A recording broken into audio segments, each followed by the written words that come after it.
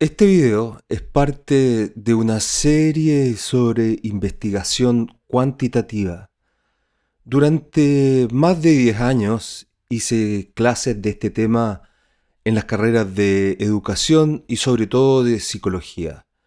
He decidido compartir estas clases en mi canal, así es que si les interesa este tema, les invito a que se suscriban. Pero aquí también hago videos sobre psicología en general y sobre todo sobre psicología analítica. Por lo que les invito a que revisen algunos de esos videos para que conozcan las interesantes y valiosas ideas que inició Carl Gustav Jung y que luego han desarrollado una serie de otros grandes psicólogos. Pero por ahora vamos con el video de hoy. Bueno, primero habría que decir que la investigación, o más bien la encuesta, sirve para hacer investigación correlacional y descriptiva. Descriptiva, las encuestas descriptivas es quizás lo que uno más tiene presente, que son aquellas encuestas simplemente donde yo observo la opinión o registro la opinión de un grupo de personas. Por ejemplo, una situación típica en este caso son las encuestas de opinión política o ante una elección se le pregunta a la gente, a una muestra representativa de la población, por quién van a votar, ¿no? Y ahí entonces después se dice, bueno, tal porcentaje eligió tal candidato, ¿no? El método para recoger la investigación y todo eso es una encuesta, ¿no? Y es una investigación de tipo descriptivo. Pero también la investigación por encuesta puede servir para correlacionar variables. Es decir, en esta investigación lo que se busca es ver qué tanto covaría, digamos, una variable X con una variable Y. Cómo están relacionadas. Y esto se hace sin manipular ninguna de las dos variables. No hay una manipulación de la variable independiente como en la investigación experimental, ¿no? Brevemente, la variable independiente es cualquier fenómeno que varía y que yo puedo manipular. Es decir, por ejemplo, una variable es la inteligencia. Otra variable es el género. Si bien yo no puedo manipular en sí mismos los fenómenos, en una investigación sí podría, entre comillas, manipularlos al ubicar, por ejemplo, grupos experimentales solo de hombres comparados con grupos de mujeres, ¿no? O hacer una investigación solamente con hombres, ¿no? Ahí podría haber algún tipo de manipulación en ese sentido, ¿no? O más típicamente es cuando yo hago en psicología, cuando yo diseño un tratamiento de intervención para un determinado trastorno, eh, ese, ese tratamiento lo manipulo en el sentido que lo asigno a un grupo y al otro no le doy ese tratamiento en el mismo momento, ¿no? Entonces, ahí hay una manipulación. Después, más adelante, vamos a hablar sobre las variables independientes y los diseños experimentales. Pero en esta investigación correlacional no hay conformación de grupos. La investigación en general se da ex post facto en el sentido de que los fenómenos que yo pretendo observar ya están dados y yo simplemente observo o pregunto, ¿no? Pero no hay una manipulación de las variables. Y se pregunta, o el investigador se pregunta por la relación que existe entre dos o más variables. Si existe intensidad o cuál es la intensidad. Es muy importante tener presente que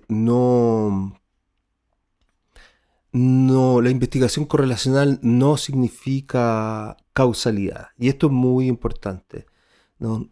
La causalidad es difícil de probar, digamos. Después vamos a entrar más en detalle, también un poco reflexionar sobre esto, pero por ahora digamos que la investigación correlacional no busca afirmar relaciones de tipo causal, sino que de tipo correlacional.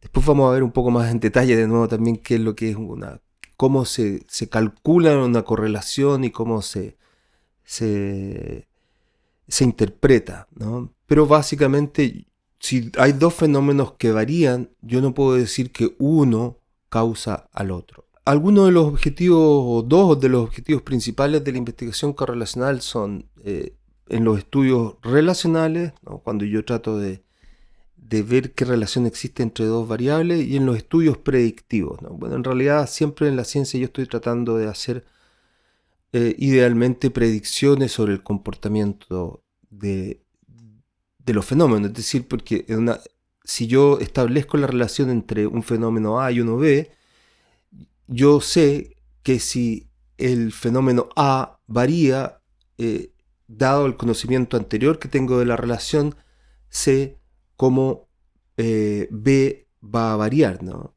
Entonces, la investigación correlacional permite dos tipos de conocimientos, digamos. También se utiliza la investigación para evaluar la confiabilidad y validez de una medición, ¿no? Estos son más bien cuando uno está construyendo instrumentos, entonces se hacen a veces investigaciones preliminares de tipo correlacional. También vamos a hablar un poco más de eso cuando hablemos de psicometría. Ok, ahora hablamos de la utilidad de las investigaciones correlacionales. Para comenzar, digamos que una de las primeras utilidades es como un paso previo a la experimentación, ¿no? Generalmente en cierto ámbito de la psicología, de las ciencias sociales, y obviamente como estamos hablando aquí en el ámbito de la psicología, de la investigación cuantitativa, el estándar de prueba es la investigación experimental cuando es posible realizarla, cuando no hay impedimentos éticos para su realización. Entonces, en esos casos muchas veces sirve, antes de hacer una investigación experimental, hacer una investigación correlacional. Es una de las posibles beneficios de este tipo de investigación. Cuando la experimentación no es posible por razones prácticas o éticas. Claro, cuando decíamos muchas veces no es posible manipular ciertas características de las personas, ¿no? Por lo tanto, lo único que se puede hacer es como observar los fenómenos como están dados, ¿no? Por ejemplo, si yo quiero estudiar los resultados de las pruebas de ingreso a la universidad, ¿no? Que hay en muchos países, relacionar esos resultados con el tipo de establecimiento educacional en el que han estudiado los jóvenes. Yo eso no lo puedo manipular como investigador, ¿no? Ahí no es factible manipularlo, sino que simplemente lo que yo hago es constatar cómo se ha dado esa relación en la realidad, ¿no? Es menos costosa, esa es otra de las utilidades, es menos costosa que una investigación experimental. Depende, por supuesto, todo esto relativo, depende también de la extensión de la investigación correlacional. Estamos hablando de una investigación correlacional, digamos, si fuera una investigación transversal, es decir, un corte transversal, es decir, si yo hago una medición en un solo momento, yo hago una muestra relativamente reducida de una determinada población. Pero hay otros tipos de investigaciones por encuestas correlacionales en las cuales yo le doy seguimiento, muchas veces por años, a un determinado grupo de personas, y en ese caso puede ser claramente mucho más costosa y más difícil. Pero en general el tipo de investigaciones como las encuestas de opinión son mucho menos costosas que una investigación experimental bien hecha, ¿no?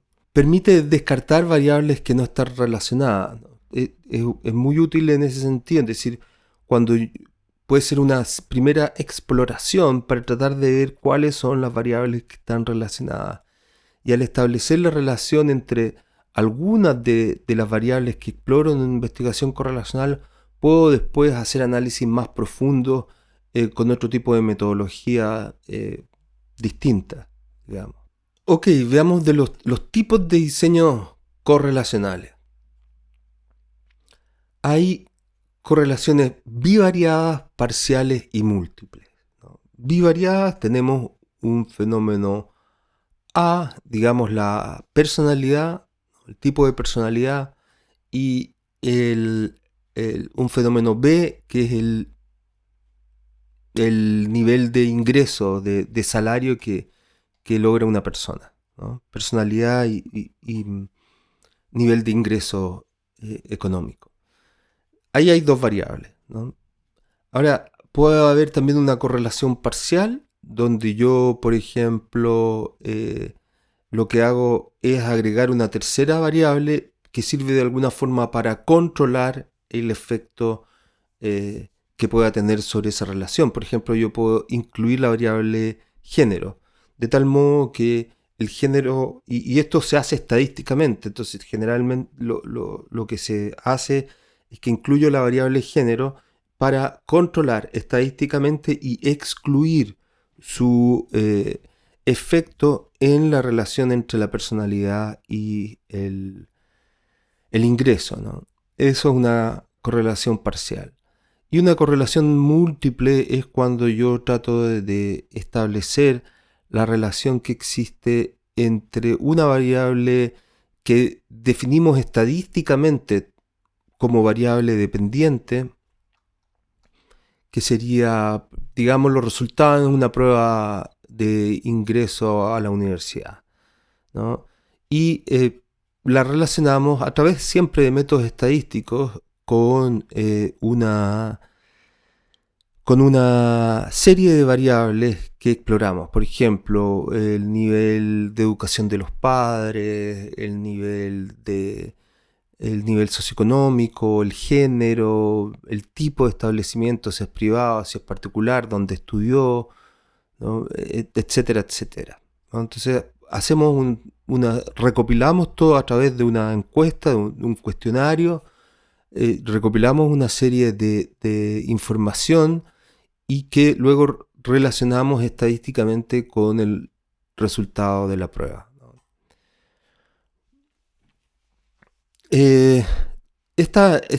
La regresión y la regresión múltiple son formas estadísticas un poco distintas a la correlación, a la fórmula, digamos, estadística de la correlación, pero que buscan en el fondo lo mismo, ¿no? Tratar de establecer relación entre dos variables o entre más variables. Y lo que se busca con esto es poder predecir qué variables son las que influyen sobre otra, ¿no? Sobre la variable estadísticamente definida como variable dependiente. Digo estadísticamente definida como variable dependiente porque en este caso yo, como acabamos de ver, no hago ninguna manipulación sobre esa variable. Simplemente estadísticamente la defino como la variable objetivo, la variable sobre la cual hay otras variables que tienen un efecto, ¿no? En este caso, en este ejemplo que estamos dando, el resultado de la prueba de ingreso a la universidad. Hay también análisis factoriales que buscan en un conjunto de datos identificar distintos factores. Por ejemplo, digamos que tenemos los resultados globales de una prueba de ingreso a la universidad. Digamos que nosotros no sabemos cuáles son los componentes de esa prueba. Y sin saber eso, cuáles son los componentes, hacemos un análisis factorial para identificar si hay factores en el conjunto de datos, tomando las respuestas en total y también particularmente. Digamos que el cuestionario, la prueba tiene 100 preguntas, ¿no? Entonces yo tomo el resultado total, pero también tomo, y sobre todo en este caso, el análisis factorial, los resultados de las preguntas particulares. Y ahí empiezo a explorar los factores que puedan existir en esa prueba. Y como producto de esa exploración encuentro que hay dos factores, ¿no? De la pregunta 1 a a la 50 aparece un factor y de la 50 a la 100, de la 51 a la 100 aparece otro factor, que corresponden después, como podría constatar, a un factor matemático y a un factor de lenguaje, ¿no? Obviamente esto se hace anticipadamente, pero estoy aquí poniendo el ejemplo desde esta presentación, ¿no? Es un tipo de análisis factorial. También vamos a ver varios de estos análisis más adelante, ¿no? Cómo se hacen, entenderlos un poco y algunas nociones de cómo se llevan a cabo. Los estudios de panel son estudios en los cuales son un tipo de estudios longitudinales en los cuales se le da seguimiento a un grupo de personas a lo largo del tiempo. Es decir, yo primero les hago una serie de preguntas en un momento A y luego pasa el tiempo y a ese mismo grupo de personas le vuelvo a hacer las mismas preguntas, ¿no? Y luego pasa el tiempo y le vuelvo a hacer otras mismas preguntas. La otra vez las mismas preguntas. Pero lo importante es que el grupo va avanzando en el tiempo y el grupo de preguntas es las mismas o más, o mayoritariamente las mismas, puede que se agreguen alguna o dos, pero en general la mayoría son las mismas. Pero no estoy manipulando nada, los procesos van cambiando naturalmente y yo simplemente los voy constatando a partir de la observación.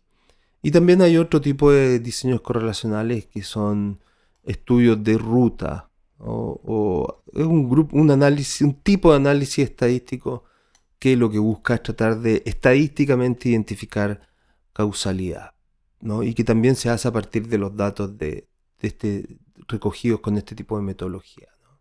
Algunos temas críticos en la investigación correlacional, ¿no?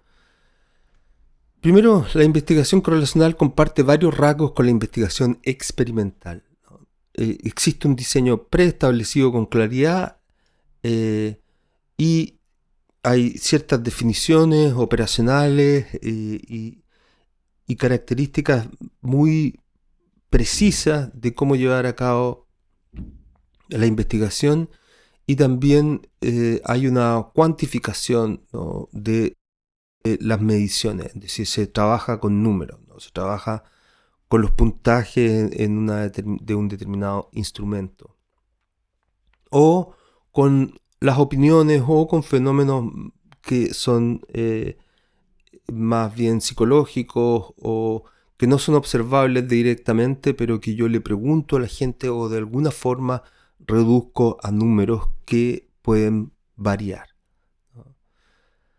Es importante en este tipo de investigación evitar la estrategia del cazador, ¿no? La estrategia del cazador que va con una escopeta, ¿no? No sé si ustedes saben, las escopetas tienen cartuchos y cada cartucho tiene, no sé, muchos perdigones, unos 100 perdigones. Entonces a medida que cuando se dispara una escopeta, los perdigones se dispersan, ¿no?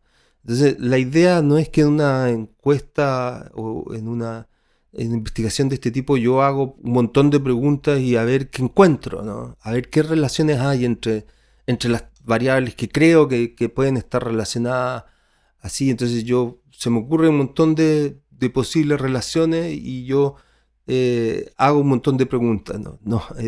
Así es en realidad una pérdida de recursos y de tiempo, ¿no? Más bien lo que hay que hacer en este caso se sugiere y es completamente sensato es guiarse por la teoría, por la investigación anterior y ver cuáles son las variables que tienen más probabilidades de estar relacionadas y hacer preguntas que exploren o que profundicen o que amplíen a partir de lo que la investigación previa ya ha establecido. Errores al hacer investigación correlacional. Primero, el investigador asume que la correlación es prueba de causa y efecto, ¿no? Esto es un error bastante común cuando se hace investigación correlacional, sobre todo en los principiantes, se ve que existe relación entre variables y se tiende naturalmente a decir que esto causa lo otro, ¿no? Y en realidad no hay ninguna afirmación que pueda decir algo como eso, ¿no? eh, muchas veces hay fenómenos que están relacionados, es decir, entre sí, porque hay una tercera variable que los afecta a ambos y entonces varían estos dos en cierto sentido. Pero si yo no estoy, y si yo no soy consciente, o si yo no estoy midiendo la tercera variable, no puedo reconocerla y atribuyo el cambio a una de las dos. Entonces esto es un error común. La relación entre dos variables no es causa y efecto, ¿no? Hay que tener mucho cuidado con esto. Es un error muy común y este tipo de investigación no permite establecer ese tipo de afirmaciones. Bueno, la estrategia del cazador que ya habíamos hablado, el uso de análisis estadísticos inapropiados. Es decir, muchos de los análisis estadísticos asumen cierto tipo de datos, por ejemplo.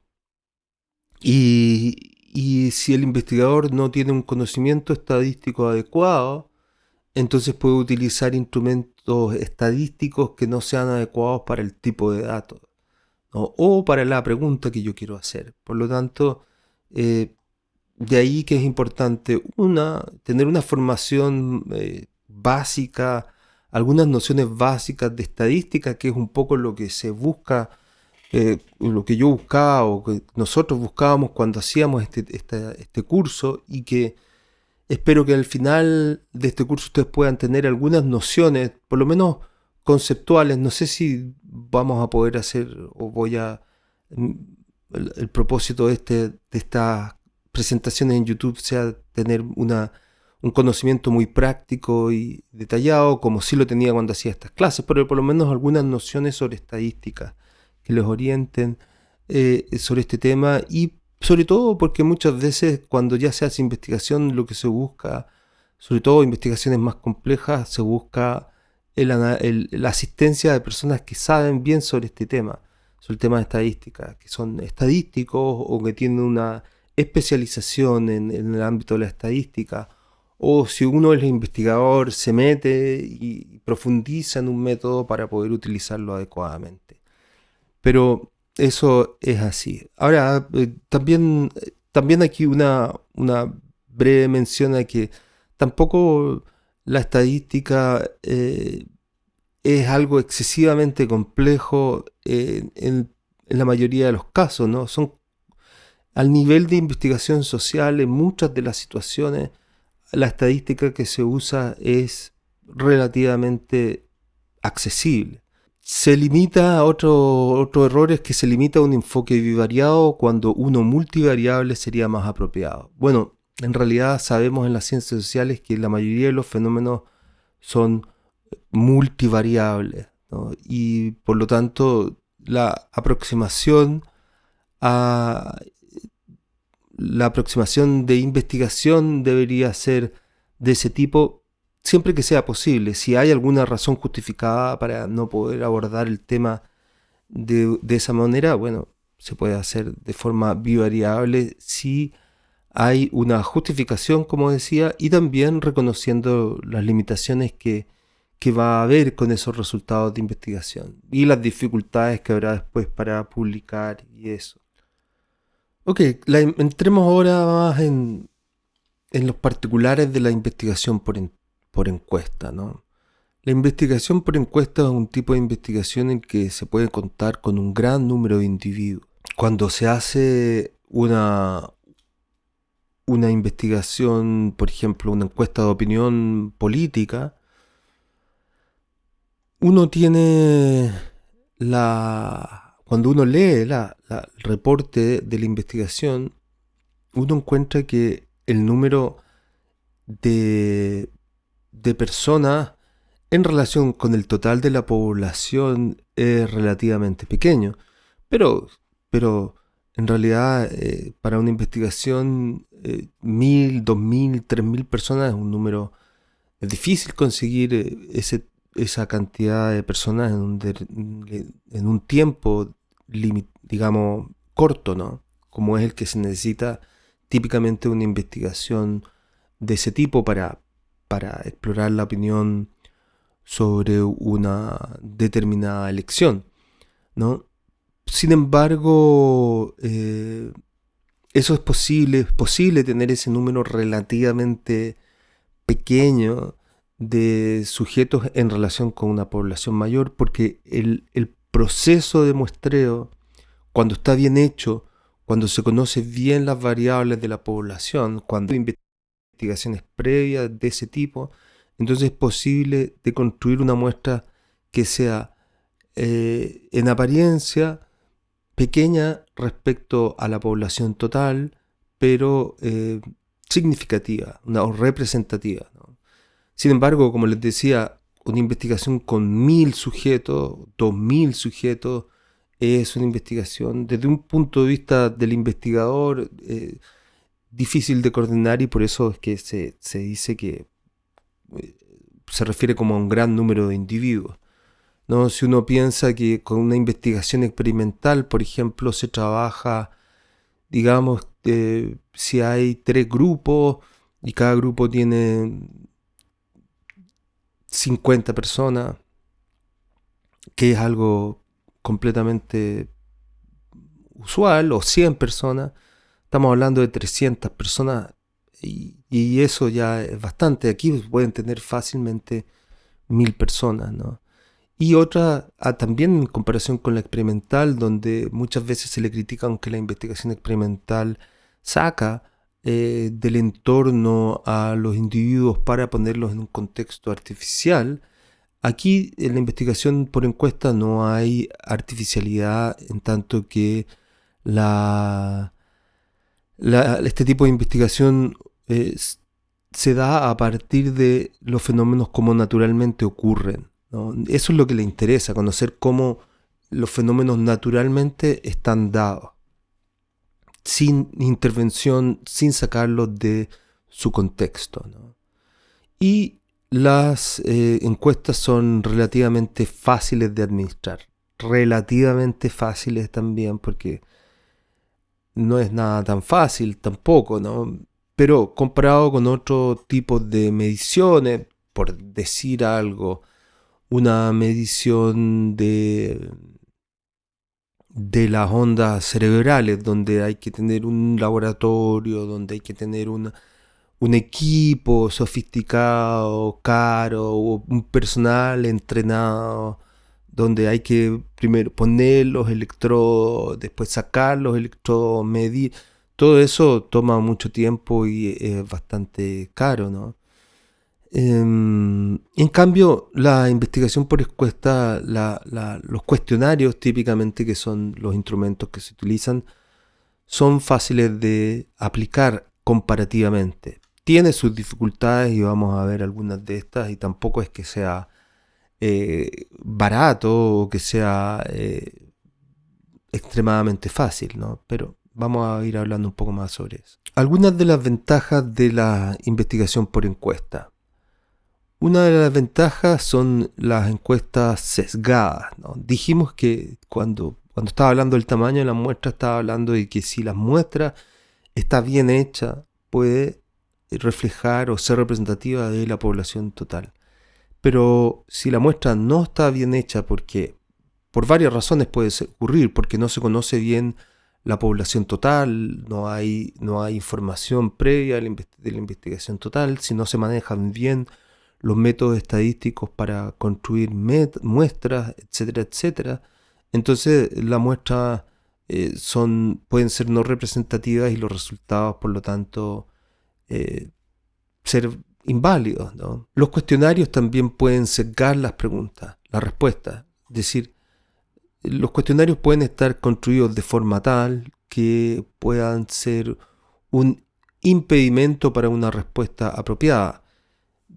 Digamos que, por ejemplo, pensemos en un caso un poco absurdo, pero que ha ocurrido, digamos, en el cual se hacen cuestionarios que son autoaplicados, es decir, que no hay un encuestador, sino que la misma persona, que el mismo investigado es quien responde el cuestionario, y se le entrega un cuestionario que tiene que leer. Si la persona tiene dificultades para leer, entonces no va a poder leer, no va a poder responder bien el cuestionario, ¿no? Ahí puede haber un problema. O puede ser que las preguntas estén mal formuladas, estén mal escritas, cuando se diseñaron las preguntas no estuvieran bien escritas.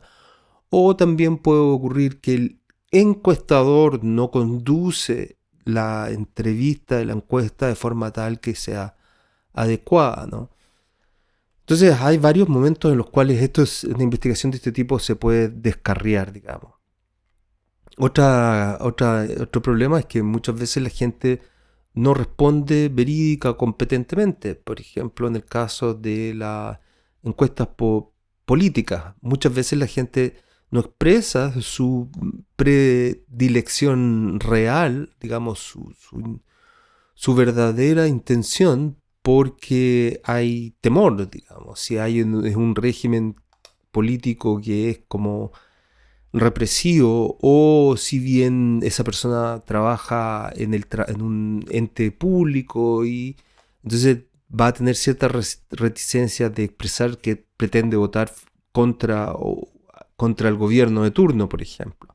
Entonces siempre la gente, o si las preguntas tienen que ver con temas que son muy íntimos y las personas no tienen confianza, entonces van a querer tener vergüenza, o no van a decir la verdad, su opinión real o su situación real, y van a tergiversar sus respuestas, ¿no? Entonces siempre hay un riesgo en este tipo de investigación en la cual se le pregunta a la persona su opinión o su parecer o su valoración respecto a algo. A veces preguntar también puede no ser la mejor metodología. Muchas veces la mejor metodología es observar, ¿no? Muchas veces más que lo que la gente dice, lo que realmente importa con frecuencia es lo que la gente hace. Lo que pasa es que es muy difícil investigar ciertos fenómenos de forma observacional, porque requerirían una observación muy larga, prolongada, o acompañar a las personas en su vida cotidiana, lo cual hace una investigación de este tipo, sobre todo con muchos sujetos, totalmente inviable, ¿no? Entonces se le pregunta, y ahí hay una limitación, pero en realidad la alternativa en muchos casos no es posible. Ahora, si existe la alternativa, si hay una alternativa mejor para una determinada pregunta de investigación, entonces se debe considerar. Y lo otro, como ya dijimos, es que este tipo de investigaciones no permite hacer afirmaciones de tipo causal. Ok, los diseños de investigación por encuesta. Una son las encuestas de corte transversal único. Es decir, aquí es una investigación en la cual yo tomo una fotografía de un momento de un determinado grupo de la población que yo elijo aleatoriamente, ¿no? Entonces, hay una determinada población, yo hago una muestra aleatoria de esa población y tomo una fotografía. Y a partir de eso hago una investigación, ¿no? Es eso. Hay otro tipo de investigación que son las de muestras sucesivas, ¿no? En las cuales yo busco ver cómo se producen ciertos cambios en el tiempo, ¿no? Caso de ciertas opiniones, de ciertas encuestas de opinión, en las cuales nosotros vemos cómo varía, o el investigador más bien ve cómo varía la opinión de las personas respecto al presidente, a un determinado presidente, ¿no? Entonces lo ven y lo evalúan como es cuando empieza su mandato, luego al año, luego a los 2 años, en fin, y después cuando sale, ¿no? Las muestras son de una misma población, son unas mismas preguntas que se dan en distintos momentos del tiempo, pero los sujetos que participan, las muestras no son las mismas, ¿no?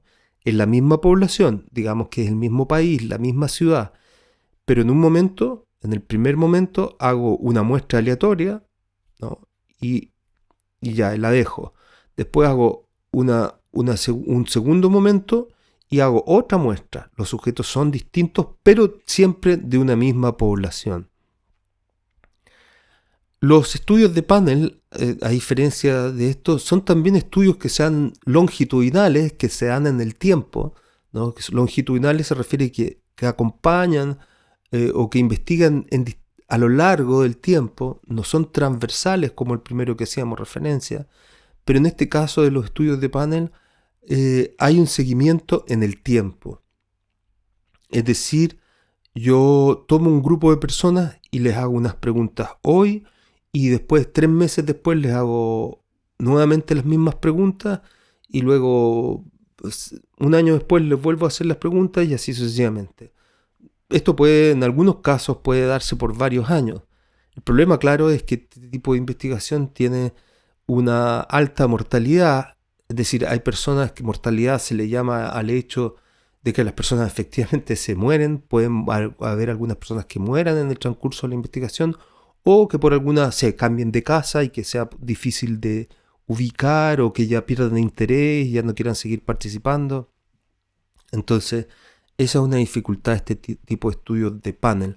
Hay otro tipo de estudio que se llama de cohorte, que tiene también esta característica del seguimiento en el tiempo, pero en este caso es de un mismo grupo etario, es decir, de una misma generación, digamos. Si yo, por ejemplo, hago una investigación sobre el, el, la evolución en una determinada variable de estudiantes que entran a la universidad. Entonces los evalúo el primer año y luego los voy evaluando año a año respecto a sus niveles de ansiedad, por ejemplo. ¿Cómo está tu nivel de ansiedad o tu nivel de, o en general, la salud mental hoy y cómo va cambiando a lo largo de sus años universitarios, ¿no?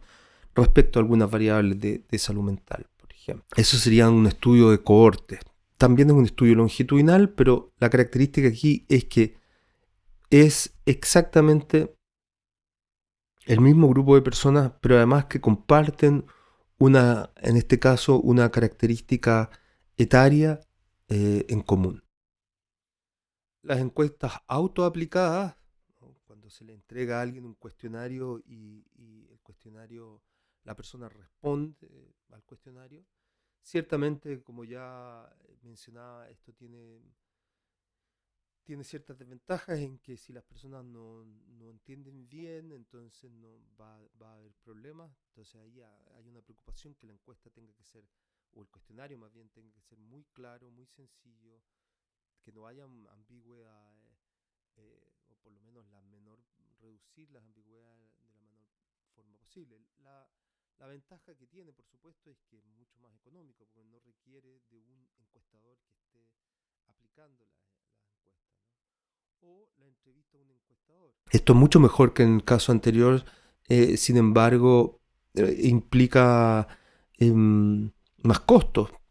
Implica más costos porque primero es necesario entrenar a los encuestadores y luego pagarles para que hagan las encuestas, ¿no? Y luego las procesen y las entreguen a quienes las va después a analizar.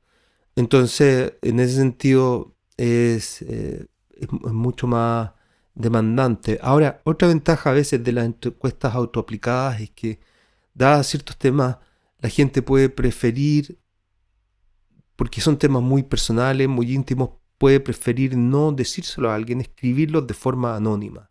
Y en ese caso puede ser más conveniente una encuesta autoaplicada, que haya un investigador haciendo las preguntas, ¿no?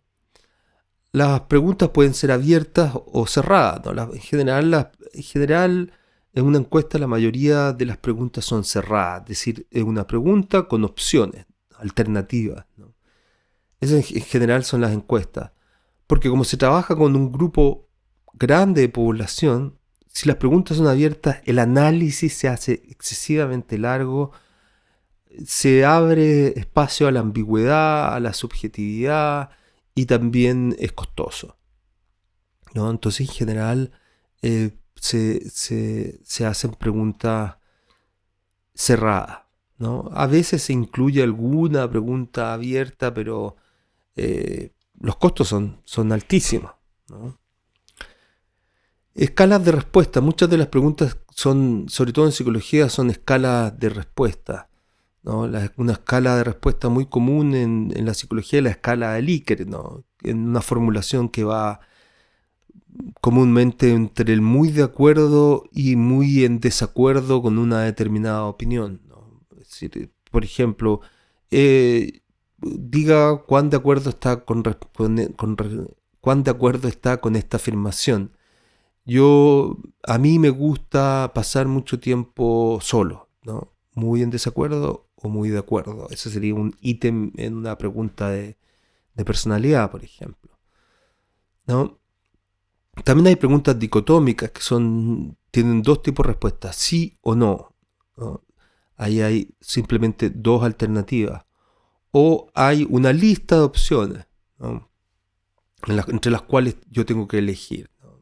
A mí me gusta salir con mis amigos, a mí me gusta ver televisión o pasar tiempo solo en mi casa, ¿no? O me gusta ir a una fiesta, o me gusta hacer deporte. Ahí hay una serie de alternativas, como también podría ser algo así en un test de personalidad. Siguiendo con esto de los varios temas relacionados con la encuesta, hay que considerar también los sujetos con los cuales vamos a trabajar, ¿no? Las encuestas en niños, ¿no? Ahí hay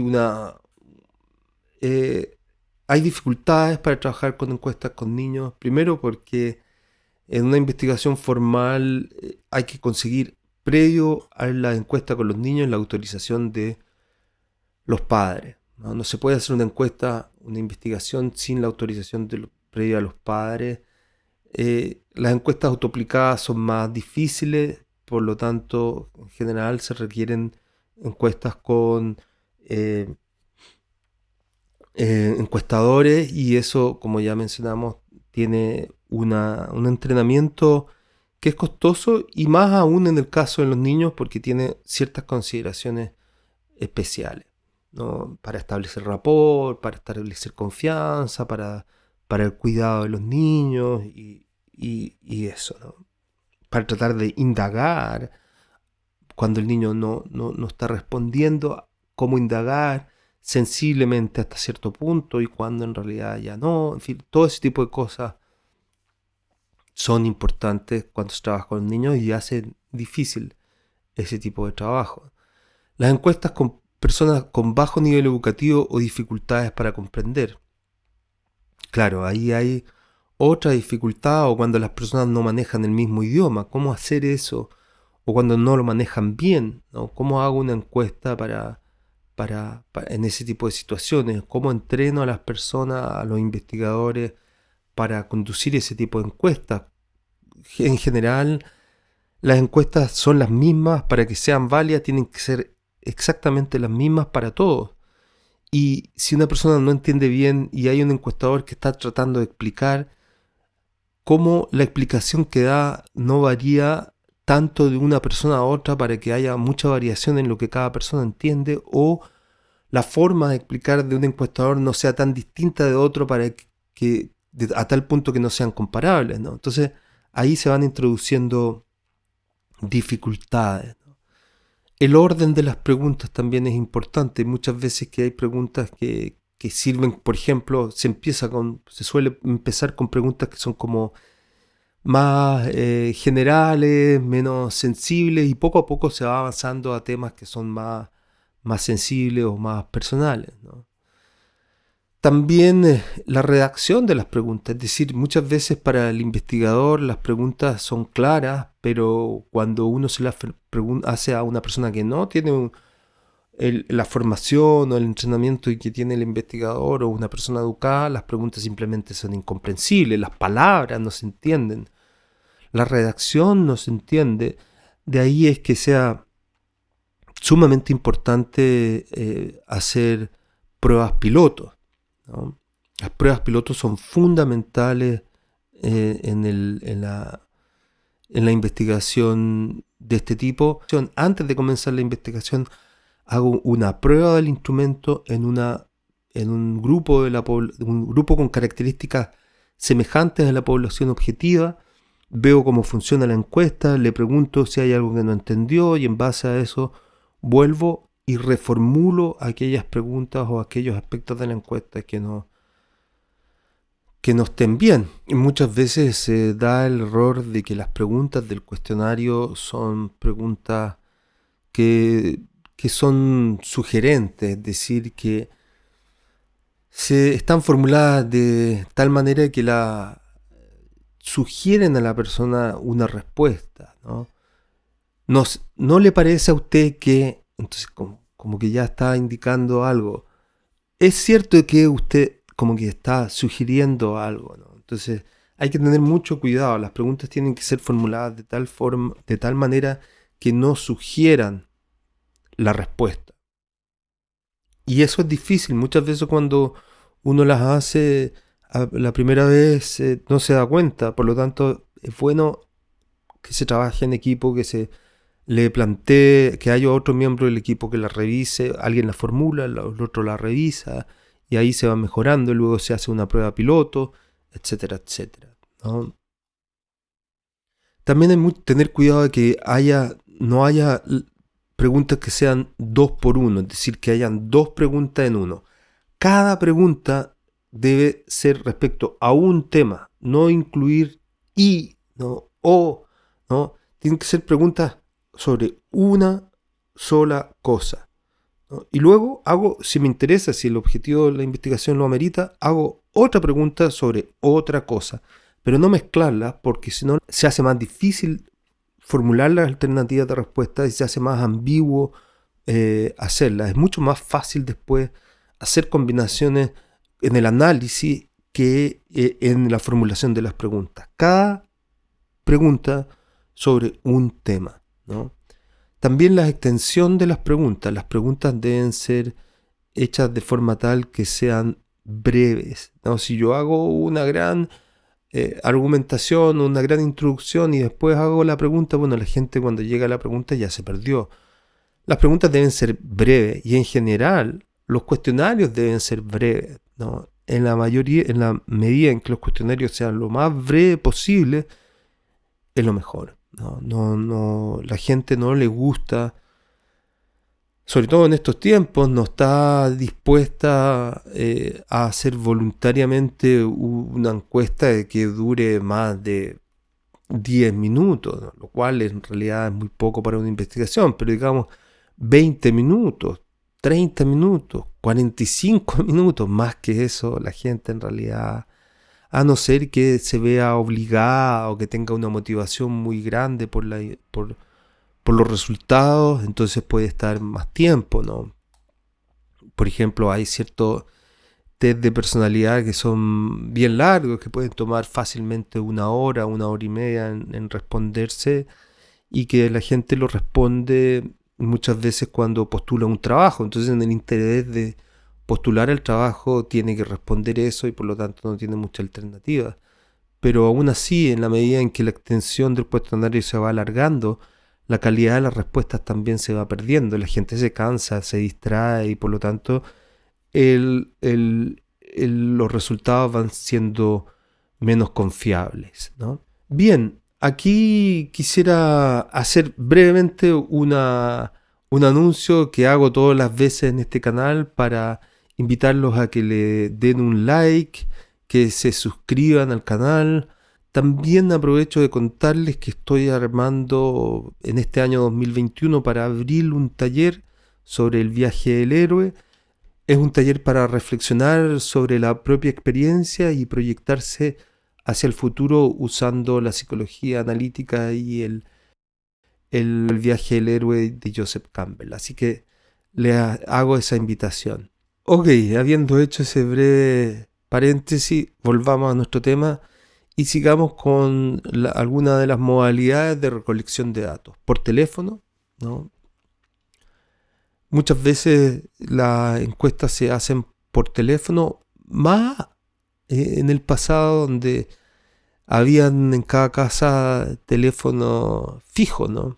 Ahora con los teléfonos celulares es un poco más difícil tener acceso a eso y creo que cada vez va siendo menos factible esto de las encuestas por teléfono, aunque todavía se hacen de alguna forma, ¿no? O por correo también, ¿no? Puede ser, por ejemplo, hace poco aquí me llegó una encuesta de la municipalidad donde me hacía una serie de preguntas voluntarias, no era obligación, para conocer cómo era sabían, ellos tienen registro que yo soy extranjero aquí viviendo aquí en Japón, entonces como conocer un poco mis intereses para vincularme con la comunidad, para también mis necesidades para aprender japonés y mi disposición para hacer algún trabajo de voluntariado o cosas así. Así que yo la respondí y la mandé, esas por correo. Y, por supuesto, las encuestas cara a cara, que son probablemente las mejores, las más comunes probablemente en estos tiempos y también las más, no sé si las más comunes, pero ahora también se hacen por correo electrónico muchas, ¿no? Se consiguen muestras a través de las redes sociales y eso también es bastante común ahora. Pero las encuestas cara a cara fueron y son probablemente en muchos casos la mejor forma de hacer este tipo de investigación. Bueno, ya hemos hablado un poco de esta relación entre si la encuestadora hace la entrevista o la encuesta es autoaplicada, ¿no? Lo que ya estábamos recién hablando. Algunos de los tipos de preguntas en una encuesta, ¿no? Acerca de hechos o comportamientos, ¿no? Entonces yo le puedo preguntar a la gente cuántas veces usted sale a hacer ejercicio en la semana, ¿no? Ahí hay una de estas. ¿Cuántas veces toma alcohol? ¿Ha consumido algún tipo de droga en el último mes? ¿No? Ese tipo de preguntas sobre comportamientos particulares, ¿no? Acerca de estados psicológicos o actitudes. ¿Ha usted tenido ansiedad en la última semana? ¿Ha tenido qué piensa usted respecto a la inmigración? ¿Usted está de acuerdo con que haya inmigración? No estoy de acuerdo en que haya inmigración. Ese tipo de cosas, actitudes, ¿no? O encuestas que incluyen conocimiento, ¿no? ¿Conoce usted a el candidato del partido X, ¿no? Ahí hay sobre si los conoce o no los conoce, ¿no?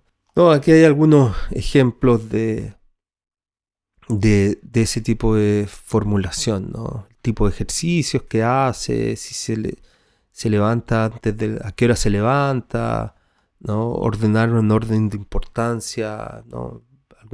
Algunas actividades. Ahí abajo hay una escala Likert. La formulación de las preguntas pueden ser según el grado de libertad, es decir, preguntas abiertas, ¿no? Yo hago una pregunta y dejo que la persona responda como quiera. Esas preguntas pueden ser muy útiles y son muy importantes en algunos casos imprescindibles, pero en realidad una investigación por muestreo en una encuesta son difíciles de procesar, por lo tanto se prefieren muchas veces preguntas cerradas, como ya mencionábamos, preguntas dicotómicas o politómicas, es decir, que tengan varias alternativas. Las preguntas politómicas se refieren a que tienen varias alternativas y yo tengo que elegir una. Y las de respuesta múltiple son varias alternativas, pero yo puedo elegir varias de esas alternativas. O preguntas mixtas, ¿no? También puede haber. Según la información obtenida, ¿no? También es otra forma de ver las preguntas, ¿no?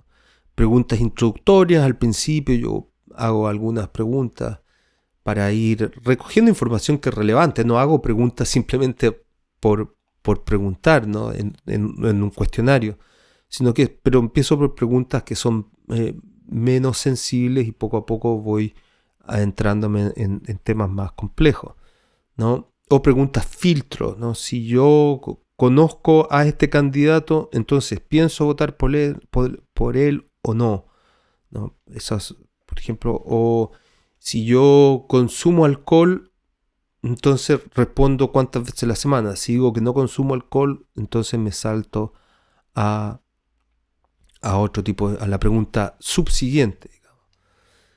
Preguntas de control. Muchas veces hay preguntas que se repiten en un cuestionario como para, o se formulan, o es la misma pregunta, pero se formula distintamente para poder indagar si hay ahí una intención de falsificar las respuestas, por ejemplo.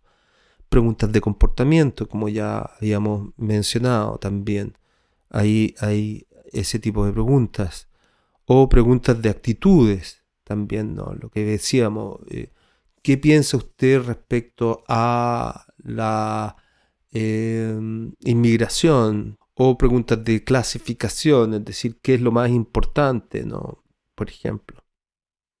O priorice, o cuál es la jerarquía, etcétera, etcétera. Ok, el trabajo de campo. ¿Cómo se hace una investigación por encuesta? Eh, el trabajo de campo comienza con la selección de los entrevistadores, asumiendo que el cuestionario ya está elaborado. Se comienza con la selección de los entrevistadores, ¿no? El entrevistador tiene que tener cierto don de gente, es decir, ciertas habilidades sociales como para conducir adecuadamente una entrevista. Si no, no resulta eso, ¿no? Entonces ahí eso es importante. Luego, entrenar a los encuestadores, ¿no? Porque aunque tengan cierta conocimiento respecto a cómo conducir, cómo relacionarse con las personas, o ciertas habilidades más bien, eh, eh, este trabajo requiere una técnica particular y el conocimiento del cuestionario en profundidad, un dominio del instrumento en profundidad. Luego se hace muchas veces una prueba del instrumento con los encuestadores, de tal forma que sirva para, si el instrumento todavía está en elaboración, sirva para revisar el instrumento y también para ajustar algunos de los comportamientos y de continuar el entrenamiento de los encuestadores, ¿no? Luego, el encuestador o el investigador junto a los encuestadores de buscar acceder a los sujetos de investigación. Luego se realiza la entrevista y en este proceso el investigador responsable tiene que estar supervisando y haciendo un control de calidad de la recopilación de los datos, de las entrevistas, del orden de los instrumentos, de cuidar la confidencialidad si es necesario, ¿no? Etcétera, etcétera, ¿no? No tiene que haber siempre una cierta nivel de supervisión del trabajo de los encuestadores, ¿no? Sobre todo en estas investigaciones que estamos hablando y que, no sé, si una investigación por muestreo, digamos, por una encuesta por muestreo, puede ser una investigación que tenga 10 o 20 entrevistadores o encuestadores. Por lo tanto, la posibilidad de que haya una persona que no haga su trabajo bien o que esté tratando de arrancarse con los tarros, como decimos en Chile, es decir, de hacer su propia interpretación de la metodología o del instrumento, siempre existe, ¿no? Entonces es necesario tratar en este tipo de investigación, de mantener a los investigadores, a los encuestadores, trabajando homogéneamente, siguiendo los procedimientos de forma estandarizada. Eso es muy importante en este tipo de investigación. Ahora, también hay algunas consideraciones sobre las propiedades psicométricas de los instrumentos de medición. Vamos a hablar en particular sobre este tema de la confiabilidad de la medición más adelante cuando hablemos sobre el tema de psicometría, pero aquí básicamente digamos que la validez hace referencia a que el instrumento mida lo que pretende medir. Si es un instrumento de inteligencia, por ejemplo, que mida la inteligencia y no el conocimiento. Eso hay un procedimiento bastante elaborado para hacer eso, esa afirmación, tener certeza de que el instrumento mide lo que pretende medir. Y también sobre la confiabilidad de la medición, es decir, que si yo paso un instrumento no tenga demasiada variabilidad respecto a un mismo sujeto. Por ejemplo, ¿qué quiero decir? Si yo le paso un instrumento a una de personalidad hoy a una persona, ¿no? Ese instrumento me debería arrojar un tipo de personalidad hoy, y en una semana después me debería arrojar el mismo, y en un mes también. La personalidad puede tener ciertas variaciones en periodos largos del tiempo, pero en un periodo de un mes, de 2 meses, de un año en general, si no hay un evento radicalmente importante en la vida de las personas, no debería variar en un periodo relativamente corto de tiempo. Por lo tanto, el instrumento, si es confiable, debería reflejarme establemente los resultados. Estamos hablando aquí sobre todo de instrumentos psicológicos que indagan variables psicológicas, ¿no? Cuando hablamos de encuestas de opinión, por ejemplo, estos criterios no se aplican de la misma medida, aunque ciertamente pueden ser aplicables en el sentido en que, por ejemplo, el concepto de validez haga referencia a que la pregunta esté bien formulada, que la forma de mi intención al escribirla sea comprendida adecuadamente por la persona que la está escuchando o leyendo, en ese sentido. Pero aquí, en este sentido más amplio de psicometría, estamos hablando de constructos psicológicos, y vamos a hablar más adelante sobre eso, pero ya mencioné ahí un par de cosas. Ok, respecto al diseño de los cuestionarios, ya decíamos que es importante mantener los cuestionarios lo más breve posible, ¿no? Un cuestionario largo, la gente se distrae y no se cansa y no deja responder bien. Es muy importante esto, es que, como dijimos hace unas 2 sesiones anteriores respecto a la formulación de los objetivos, todas las investigaciones deben tener objetivos de investigación, ¿no? Eso es un paso previo a la construcción de un cuestionario. Yo formulo mis objetivos, mi pregunta de investigación, mis hipótesis, mis objetivos de investigación, y luego diseño los cuestionarios en función de los objetivos. Eso es bien importante, ¿no? Los objetivos tienen que ser los que guían el diseño de los cuestionarios. Uno, cuando está haciendo investigación, dice, bueno, voy a hacer este tremendo esfuerzo de investigación, voy a ir tan lejos, voy a contactar a tanta gente, ¿por qué no mejor aprovechar de preguntarle sobre tal cosa también, ¿no? Aprovechemos de meter esta pregunta. Y claro, cada investigador tiene su propio interés, y entonces vamos agregando preguntas. No es así la cosa. Mientras más breve el cuestionario responda a los objetivos de investigación, mejor, ¿no? Hay que evitar esa tentación de ir agregando y agregando cosas. Pruebas pilotos, ya dijimos, es muy importante hacer las pruebas pilotos, porque las pruebas, los diseños en la cabeza del investigador muchas veces no son adecuados al momento de trabajar en situaciones reales y con personas que no tienen su misma formación, educación y eso, ¿no? También es importante pensar en el orden de las preguntas, ¿no? Como dijimos, hay algunas preguntas que van siendo preliminares para entrar en el tema poco a poco.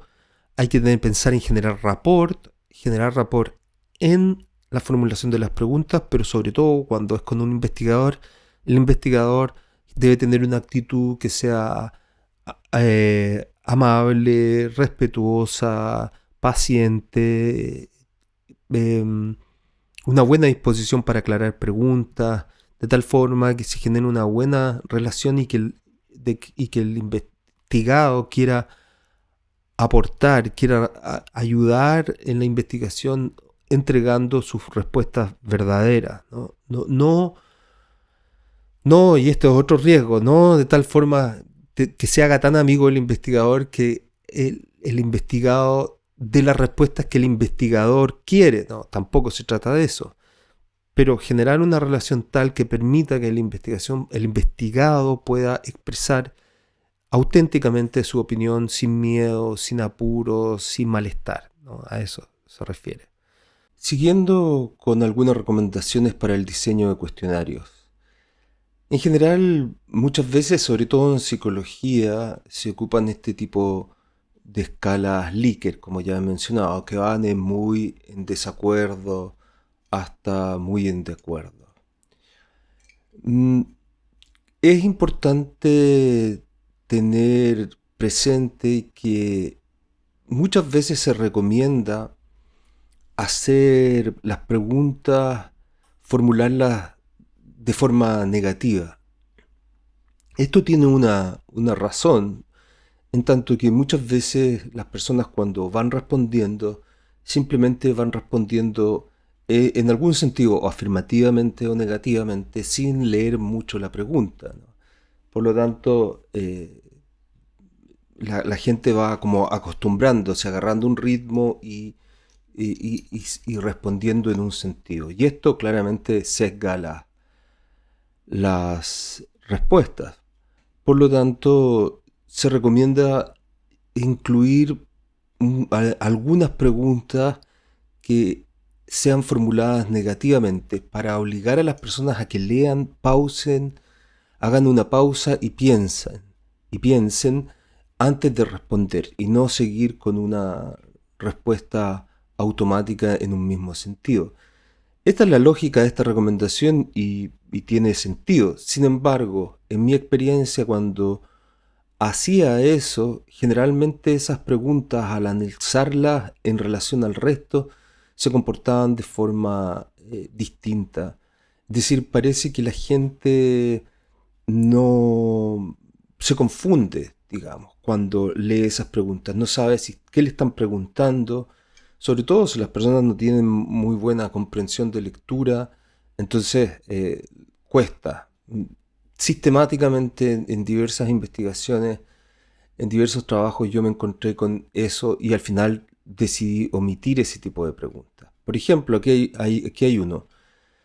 Tener un buen rendimiento académico no es una prioridad para muchos de los alumnos en esta institución, ¿no? Entonces, tener un rendimiento académico no es. La formulación más fácil sería tener un rendimiento académico es, ¿no? Pero claro, si siempre lo vamos poniendo en positivo, ahí está la recomendación. Si ustedes quieren, sigan esa recomendación. Yo diría que si el nivel educativo de las personas es alto y tienen motivación para responder el cuestionario, puede ser una estrategia útil, pero si no, si el nivel educativo es más bien bajo o hay comprensión de lectura o la motivación es escasa, en realidad esto genera más dificultades y al final se terminan eliminando este tipo de ítems o preguntas. Otra recomendación práctica. ¿Se fijaron antes que hablamos de la escala Likert y que tenía 4 puntos y que se evitaba poner el punto en medio, o como ni de acuerdo ni en desacuerdo? También se evita porque se ha notado que las personas tienden a elegir el punto medio, no tienden a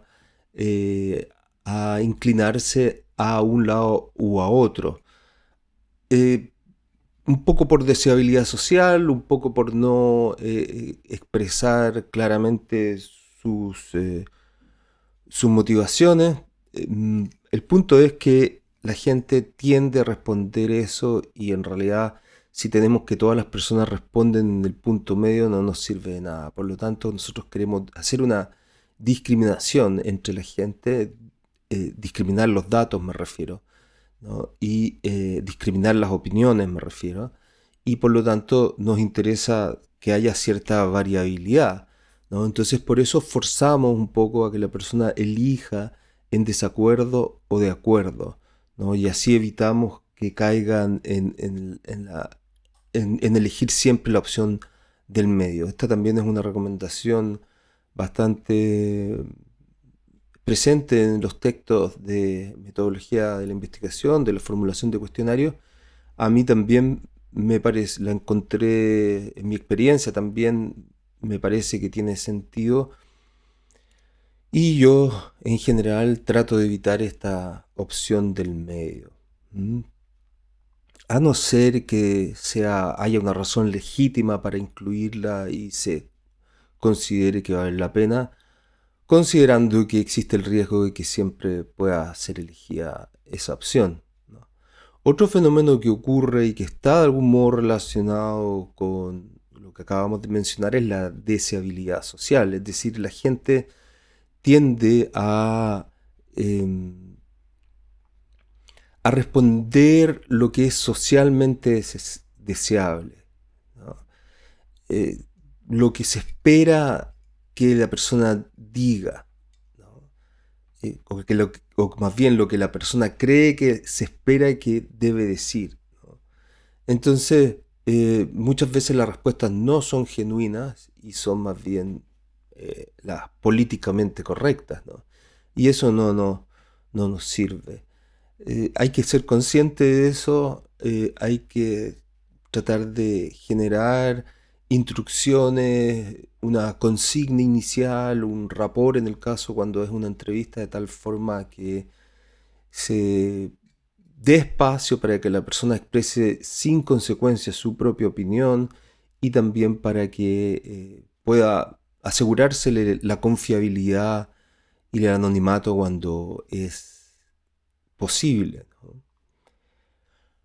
Otra consideración importante a la hora de construir cuestionarios tiene que ver con el hecho de que las alternativas de respuesta sean excluyentes, ¿no? Es decir, que no se sobrepongan. Muchas veces hay opciones que cuando hay preguntas de alternativa, hay opciones que de algún modo se sobreponen. Por lo tanto, esas preguntas están mal formuladas, ¿no? Por ejemplo, por decir algo obvio, pero me parece alguna vez haberlo visto. ¿Usted ha trabajado en esta empresa de 0 a 5 años, de 5 años a 10 años, de 7 años a 15 años? Obviamente ahí está mal, pero entienden la idea, ¿no? Es bastante obvio eso, pero entienden la idea. Hay otros fenómenos, no tengo alguno en la mente ahora, pero hay otros tipos de preguntas que también tienen ese problema en el cual los rangos se sobre y hay un problema. Algo parecido también es el otro tipo de problemas que tiene que ver con que a veces se tiende a repetir las alternativas, ¿no? Y también ahí entonces se produce confusión y al final, claro, esto se puede corregir después agregando las dos respuestas, pero es mejor evitarlo, uno se evita un paso y el proceso es mucho más limpio desde el inicio, ¿no? Por ejemplo, ¿qué tipo de lectura o texto lees, ¿no? Lectura recreativa, lectura informativa, lectura de estudio, lectura instructiva, ¿no? Lectura instructiva e informativa de algún modo es una repetición o hay un punto ahí en que están superpuestas, ¿no? En cierta forma. Se lee bien la pregunta. Esto es bien importante, sobre todo bueno, en cualquier caso, el diseño de los cuestionarios es importante. Es decir, sobre todo si el cuestionario es bien aplicado, tiene que tener una letra que sea de un tamaño suficientemente grande, que no haya confusión donde poner la respuesta, las instrucciones deben ser claras, ¿no? Todo tiene que estar muy, muy, muy bien diseñado. Ahora, si la entrevista es hecha por un encuestador, no significa que tampoco que haya que descuidar este aspecto, porque el entrevistador cuando está haciendo la entrevista puede estar en un contexto en que tiene que estar pendiente de varias cosas, ¿no? Tiene que estar pendiente del tiempo, tiene que estar pendiente de la entrevista, tiene que estar pendiente del contexto, de lo que está ocurriendo a su alrededor muchas veces. Por lo tanto, el instrumento debe estar hecho para facilitar el manejo y la manipulación por parte del encuestador. Y los aspectos éticos. Hablamos de la ética en el video anterior. Si no lo han visto, les invito a que lo revisen, el video anterior a este en esta serie. Y bueno, no voy a reiterar aquí lo que ya conversé en extenso en ese otro video. Simplemente en esta etapa también hay que tener presente, ya sea como el investigador que diseña la investigación o la persona que está ejecutando en el campo, debe hacérsele saber algunos de los consideraciones éticas que tiene que tener presente el momento de hacer el trabajo, ¿no? Muchas veces el investigador es una persona, un profesional que ya tiene una formación completa y experiencia. Y el encuestador, digamos, muchas veces es un estudiante que está recién empezando, o incluso una persona que no tiene una formación profesional, pero tiene un nivel de educación lo suficiente, digamos, de educación media, como para poder aplicar este tipo de cuestionarios, y con un entrenamiento es posible que lo pueda aplicar. Por lo tanto, en estas personas es importante también, en ese entrenamiento y en esas indicaciones, señalarle la relevancia de los aspectos éticos en su trabajo. Vamos a seguir entonces la próxima semana. Voy a poner aquí el tema del próximo video y continuamos con esta serie. Eso sería todo por hoy. Espero que les haya parecido interesante y nos vemos la próxima semana.